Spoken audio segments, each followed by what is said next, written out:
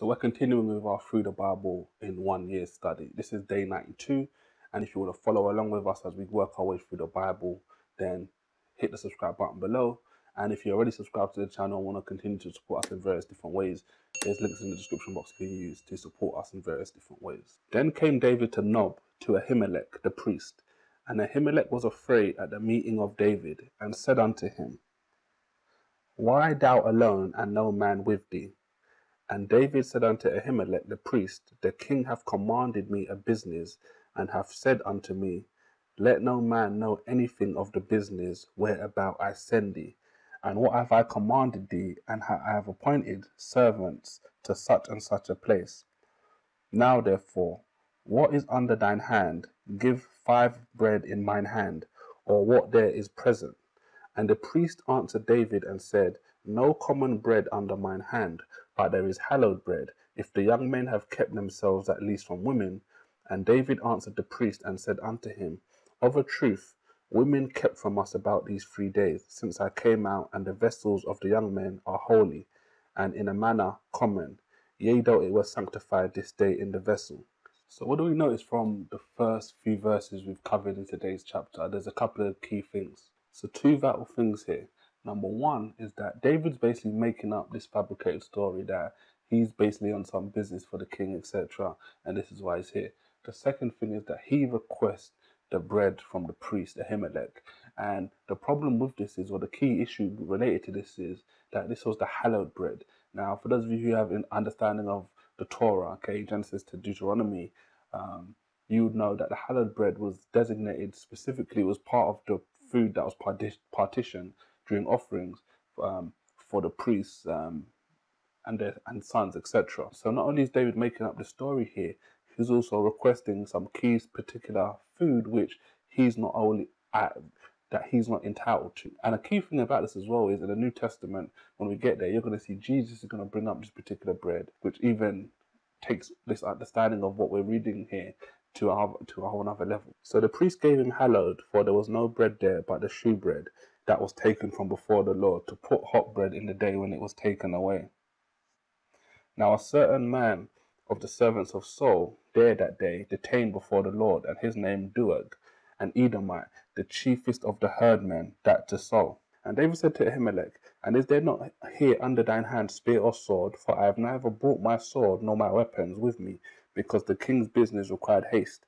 And the priest said, The sword of Goliath the Philistine, whom thou slewest in the valley of Elah, behold it, wrapped in a cloth behind the ephod. If thou wilt take that, take, for no other save that here. And David said, None like that, give it me. And David arose and fled that day for fear of Saul, and went to Achish the king of Gath. So what do we see next? Well, the first thing we see is that the priest Ahimelech actually obliges David. He obliged and actually gave him and his men the bread, because he said to David, at least if the men haven't basically had any sort of relationships with their wives over the last 3 days, so they're clean in that sense, he'll justify in certain circumstances giving the bread over. So the priest obliged. Next we see that there's this guy here called Doeg, okay, Doeg, an Edomite, who happens to be a herdman of Saul. Now obviously, if you've been following along with us in the narrative, David is actually on the run from Saul, and this can't be necessarily a good thing. Then next we have David requesting a weapon, because he says, the business of the king was so quick and hasty, I didn't have time to draw a weapon. Then Ahimelech says, okay, we've got here the sword of Goliath, who you killed, okay? So referencing that just in additional details from scripture that David actually did kill Goliath. And here's the sword. So David says, cool, I'll take it. And we see to wrap up that David actually now heads off to Gath, okay, which is Philistine country, to King Achish. And the servants of Achish said unto him, Not this David the king of the land, did they not sing one to another of him in dances, saying, Saul hath slain his thousands, and David his 10,000s? And David laid up these words in his heart, and was sore afraid of Achish the king of Gath. And he changed his behaviour before them, and feigned himself mad in their hands, and scrabbled on the doors of the gate, and let his spittle fall down upon his beard. Then said Achish unto his servants, Lo, ye see this man is mad. Wherefore have you brought him to me? Have I need of madmen that ye have brought this to play the madman in my presence? Shall this come into my house? So notice a couple of things here. The servants take David to basically the gate, and they're calling him King David, and they're saying to Achish, isn't this King David? Obviously, so far in the narrative, we've seen that David has been anointed, if you've been following along with us, but he hasn't been sworn in yet as king over the nation because Saul was still alive, etc. And they reference, which is key, a song that the women were singing. If you've been following along with us in previous chapters in the book of Samuel, 1 Samuel, where David was actually going out and winning battles, and they were singing, David's killed his thousands, Saul has killed his hundreds. And this was a big problem for Saul, that the women in Israel were singing this song, because it was basically outlining and saying that, look, we see David as more important than you. Now, why is this vital in this scenario? Well, Achish is a Philistine king, okay? Like I already alluded to before, this is Philistine country, so to speak. And this song came about from David going out generally and wiping out Philistines. So the fact that they're saying this in Philistine towns and referencing this song, this not only shows you that what's happening in Israel, okay, is obviously being spread out, okay? We've seen this previously in the Bible, in the Torah, where the Israelites were going into the land, etc. And we were hearing stories of other people of, oh, you know what, we know that you're coming to take us out, and Joshua, it's in Joshua as well. This is why it's that when it's, and David, when he realized this, he said he started acting crazy and feared Achish. Why? Because if the men take him in now to Achish, what could Achish do? Number one, Achish could turn around and say, you know what, I'm going to kill you because you've been killing my Philistine kinsmen, etc., my countrymen. Secondly, he could say, you know what, you've been killing my countrymen, now I'm going to deliver you to King Saul because I know King Saul wants to kill you, etc. So bear that in mind as well, okay? And obviously, this is just happening so far in the first chapter that we've covered. It's a quick chapter so far. But bear in mind, there's two key events that I've listed here. Number one, that nearly 100 priests are going to get killed by the end of today's Bible study. And obviously, David, who's on the run from Saul, so Saul and David are eventually going to meet up in a cave, and we're going to see how that unfolds to wrap up today's Bible study. David therefore departed thence and escaped to the cave of Adullam. And when his brethren and all his father's house heard, they went down thither to him. And everyone in distress, and everyone that in debt, and everyone discontented, gathered themselves unto him, and he became a captain over them. And there were with him about 400 men. And David went thence to Mizpah of Moab, and he said unto the king of Moab, Let my father and my mother, I pray thee, come forth with you, till I know what God will do for me. And he brought them before the king of Moab, and they dwelt with him all the while that David was in the hold. And the prophet Gad said unto David, Abide not in the hold, depart and get thee into the land of Judah. Then David departed and came into the forest of Hareth. When Saul heard that David was discovered, and the men that with him, now Saul abode in Gibeah under a tree in Ramah, having his spear in his hand, and all his servants standing about him. Then Saul said unto his servants that stood about him, Hear now, ye Benjamites, will the son of Jesse give every one of you fields and vineyards? Make you all captains of thousands and captains of hundreds? That all of you have conspired against me, and none that sheweth me that my son hath made a league with the son of Jesse, and none of you that is sorry for me, or sheweth unto me that my son hath stirred up my servant against me to lie in wait as at this day. So notice some vital things that we see happening here. Firstly, we see that a group of different disgruntled people basically come along to find David, basically, as he runs off to the cave of Adullam, as it says. And it ultimately happens that David's parents and his family, etc., come to meet him, and he becomes the captain of 400 men. Okay, now it's actually really interesting because what does it say next? It says he drops his family in Moab. Okay, so if you haven't fully understood already what's going on now, okay, he's gone to the other side of the Jordan. Okay, this isn't the promised land proper, so to speak. This was the land that basically Reuben, Gad, and the half tribe of Manasseh would have taken. Okay, so he's gone to that kind of area, okay, the other side of the Jordan, and he's dropped his family in Moab. Now, the key thing that we see in the text that we read is the prophet Gad, okay, so a prophet named Gad basically commands David and says, look, don't stay where you are, don't stay in the hold or anything like that. Go back into the promised land, okay, promised land proper. Go back to Judah, go and stay in Judah. And then what do we see next? We see that Saul is being described as sitting under a tree in Gibeah, okay? We've continually heard that Saul is just in Gibeah, okay? That's the land of Benjamin, which is where he descends from, okay, from the land of Benjamin.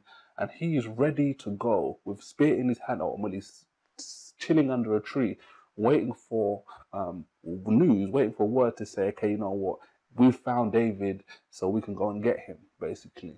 So he's there waiting with his soldiers. Now, so he does something really interesting, and he gives us some additional key insights into just the narrative and the flow of what's actually happening. He starts pleading to his servants. He starts saying, look, are all of you against me? Has David conspired with all of you? Is he said he's going to make you captain and you captain over hundreds and fifties and thousands or whatever? Is there no one here that isn't in cahoots, basically, with my son Jonathan, who has made a league with David? Okay, so in his mind, from what he's saying, is that his son Jonathan is conspiring with David to basically kill Saul. That's what Saul's got wrapped up in his head, and he's basically perusing his servants there, saying, look, who here can give me some insights into where I need to go in order to capture David so I can kill him? Then answered Doeg the Edomite, which was set over the servants of Saul, and said, I saw the son of Jesse coming to Nob to Ahimelech the son of Ahitub, and he inquired of the Lord for him, and gave him victuals, and gave him the sword of Goliath the Philistine. Then the king sent to call Ahimelech the priest, the son of Ahitub, and all his father's house, the priest that in Nob, and they came all of them to the king. And Saul said, Hear now, thou son of Ahitub. And he answered, Here I am, my lord. And Saul said unto him, Why have you conspired against me, thou and the son of Jesse, in that thou hast given him bread and a sword, and hast inquired of God for him, that he should rise against me to lie in wait as at this day? Then Ahimelech answered the king and said, And who faithful among all thy servants as David, which is the king's son-in-law, and goeth at thy bidding, and is honourable in thine house? Did I then begin to inquire of God for him? Be it far from me. Let not the king impute thing unto his servant to all the house of my father, for thy servant knew nothing of all this, less or more. And the king said, Thou shalt surely die, thou and all thy father's house. So obviously we see at least three key things here which are really vital. So firstly, Doeg, this guy, the herdman that we heard of in the previous chapter, the Edomite, basically runs his mouth and basically starts talking. And obviously Saul wasn't to know that this guy, Doeg, was obviously present in this whole fiasco, but there you go, he starts spouting off. Then we see that Ahimelech, the priest, and his family are all requested, they're all summoned by the king to come to meet Saul, okay? And Saul meets them and says, look, how have you conspired with David? You've prayed for him, you've given him food, you've given him a sword, you've basically aided him in his attempt to basically kill him. That's what he's basically saying. And he's got these thoughts wrapped in his head that David is out to kill him, even though David has never basically portrayed anything of the like. And ultimately, what he basically goes on to say is, because you've conspired, okay, even though Ahimelech basically said, David's your most trusted servant, your most faithful, honorable man, basically, I'm not involved in any conspiracy. He's ultimately saying, if I can't help David, okay, who can I help in regards to helping the king? But Saul isn't buying it, and he basically says, look, you're gonna die. And the king said unto the footmen that stood about him, Turn and slay the priests of the Lord, because their hand also with David, and because they knew when he fled, and did not shew it to me. But the servants of the king would not put forth their hand to fall upon the priests of the Lord. And the king said to Doeg, Turn now and fall upon the priests. And Doeg the Edomite turned, and he fell upon the priests, and slew on that day 85 persons that did wear a linen ephod. And Nob, the city of the priests, smote he with the edge of the sword, both men and women, children and sucklings, and oxen and asses, and sheep with the edge of the sword. And one of the sons of Ahimelech, the son of Ahitub, named Abiathar, escaped and fled after David. And Abiathar shewed David that Saul had slain the Lord's priests.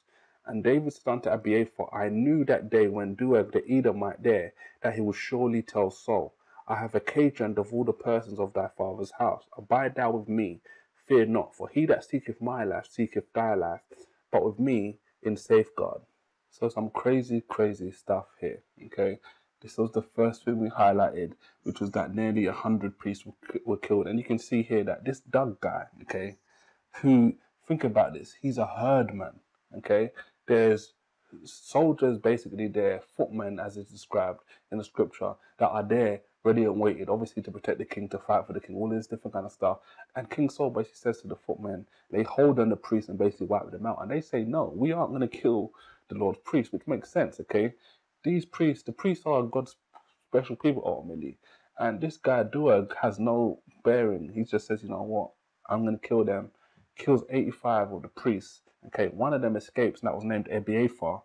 But what we see next is that Saul goes on a rampage, a killing spree, and basically tries to wipe out all of the people in the land of Nob. Okay, men, women, sucklings, animals. He basically tries to level the place as a sign of revenge, as a sign of a message. Look, if you have David and you don't give him up, this is what's basically going to happen. Okay, which is crazy in itself.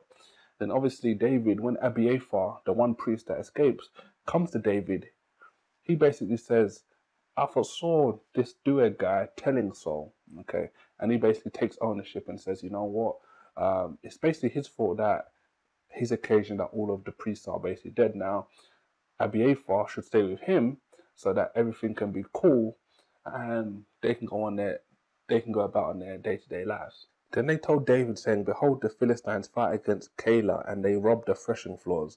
Therefore David inquired of the Lord, saying, shall I go and smite these Philistines? And the Lord said unto David, go and smite the Philistines, and save Keilah. And David's men said unto him, behold, we be afraid here in Judah. How much more then if we come to Keilah against the armies of the Philistines? Then David inquired of the Lord yet again, and the Lord answered him and said, arise, go down to Keilah, for I will deliver the Philistines into thine hand. So David and his men went to Keilah and fought with the Philistines, and brought away their cattle, and smote them with a great slaughter. So David saved the inhabitants of Keilah. And it came to pass, when Abiathar the son of Ahimelech fled to David to Keilah, he came down, an ephod in his hand. And it was told Saul that David was come to Keilah, and Saul said, God hath delivered him into mine hand, for he is shut in by entering into a town that hath gates and bars. And Saul called all the people together to war, to go down to Keilah to besiege David and his men. And David knew that Saul secretly practiced mischief against him. And he said to Abiathar the priest, bring hither the ephod. Then said David, O Lord God of Israel, thy servant hath certainly heard that Saul seeketh to come to Keilah to destroy the city for my sake. So something interesting that we see here is that this place called Keilah becomes under attack. Okay, and what David decides to do is he first inquires of God and says, you know what, should I go basically and fight these people? God says, go up. Now, we don't get insights into the proximity of God, David basically seeking out God for answers. Okay, but the men kind of query David and say, look, if we're in Judah and it's hard, should we be going to fight in Philistine territory?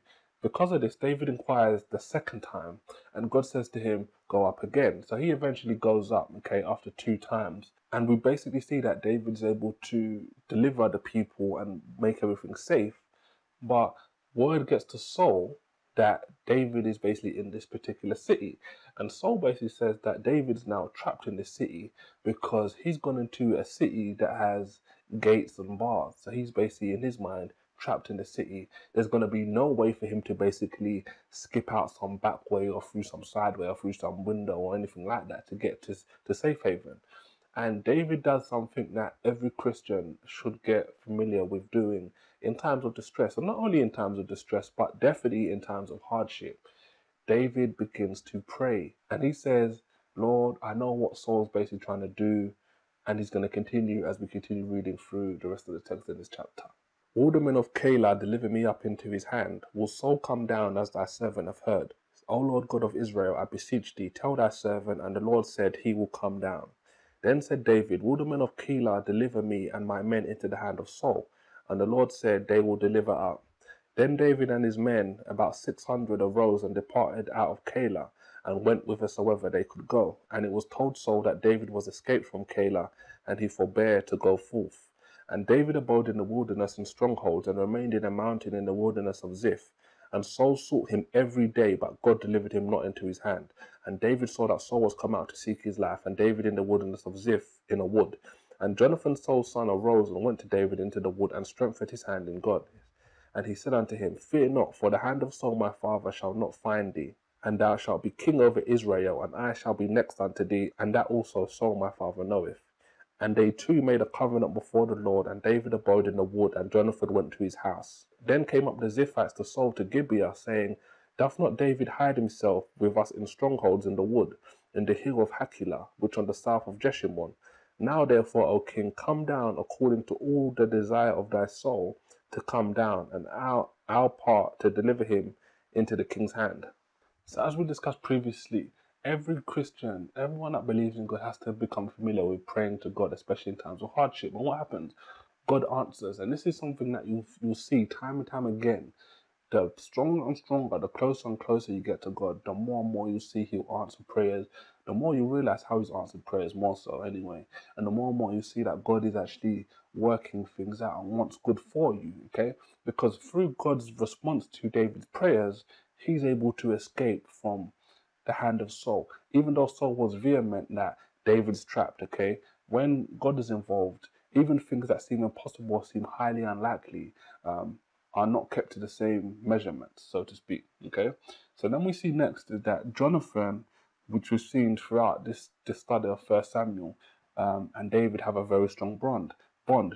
Jonathan goes out to meet David in the woods, basically, and they make a covenant. They've made several covenants over the time, but this one is really telling because Jonathan comes along to say, he says, you will be king. This is the first time. If you've been following along with us through Samuel, I've made different points at different scenarios to see different clear things and different allusions where it's been quite clear that from the time God has anointed David to become the next king, okay, different things are happening. We saw that Jonathan gave David his armor. We saw that Jonathan continually helped David basically to get safe passage and safe haven, because Jonathan knew that David wasn't doing anything wrong. And because David wasn't doing anything wrong, Jonathan was smart enough to realize and know that eventually what's going to happen is Saul is David's enemy. Okay, not because David wants him to be his enemy, but merely for the fact that Saul is trying to attack him. And because of that, eventually God is going to come to the defense of David.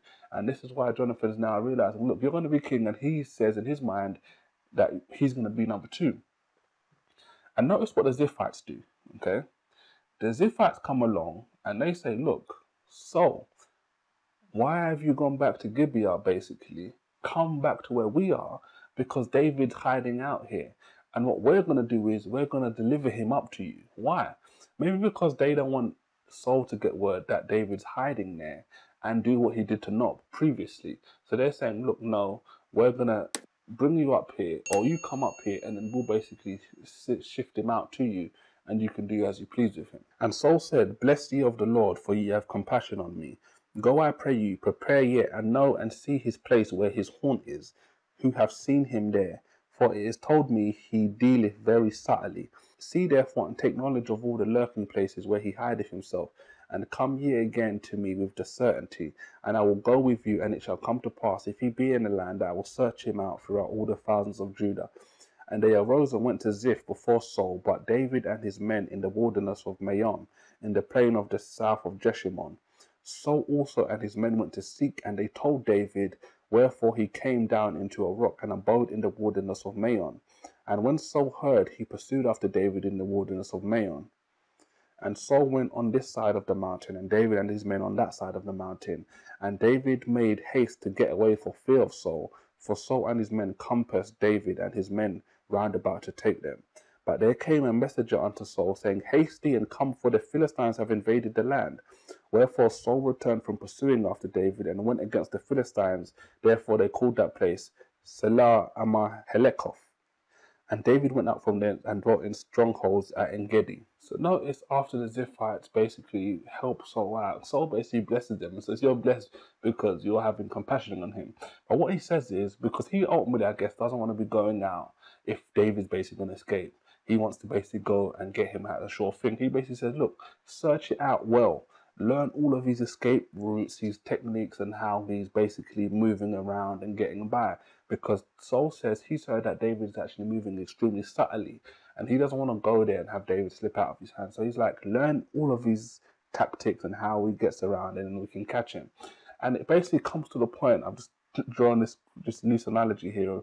They basically get to the mountains, and basically what's happening is David and Saul are basically running around the mountains. Not running, but they're traveling around the mountains to try. Saul's trying to get David, David's trying to escape. And this is how close they are, basically. They're basically in the same vicinity, and Saul's basically pursuing after him and was basically about to catch him, it seems. But what happens is Saul gets news that the Philistines are basically invading his land, his territory. And because of that, Saul has to stop pursuing David, okay? Or he's smart enough to realize, I'm going to stop pursuing David, and basically goes off to fight the Philistines. And that wraps up this chapter. We've got one more chapter in today's Bible study video, where we're going to cover Saul and David, the crescendo climax of them meeting each other in a cave. And it came to pass, when Saul was returned from following the Philistines, that it was told him, saying, Behold, David in the wilderness of En-gedi. Then Saul took 3,000 chosen men out of all Israel, and went to seek David and his men upon the rocks of the wild goats. And he came to the sheepcotes by the way, where a cave, and Saul went in to cover his feet, and David and his men remained in the sides of the cave. And the men of David said unto him, Behold, the day of which the Lord said unto thee, Behold, I will deliver thine enemy into thine hand, that thou mayest do to him as it shall seem good unto thee. Then David arose and cut off the skirt of Saul's robe privily. And it came to pass afterward that David's heart smote him, because he had cut off Saul's skirt. And he said unto his men, The Lord forbid that I should do this thing unto my master, the Lord's anointed, to stretch forth mine hand against him, seeing he the anointed of the Lord. So David stayed his servants with these words, and suffered them not to rise against Saul. But Saul rose up out of the cave and went on way. So there are some key things that we see here, okay, really key things. We'll get to them in a second.